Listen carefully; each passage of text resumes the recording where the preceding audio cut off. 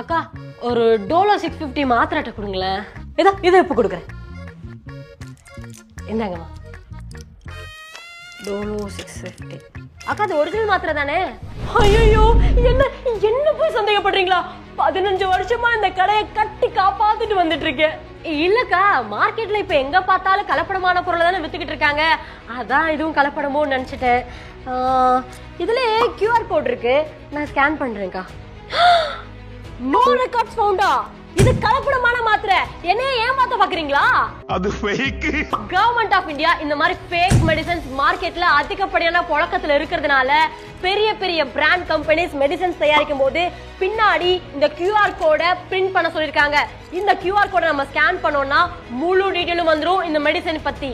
ஐயோ எனக்கு எதுவுமே தெரியாதுமா.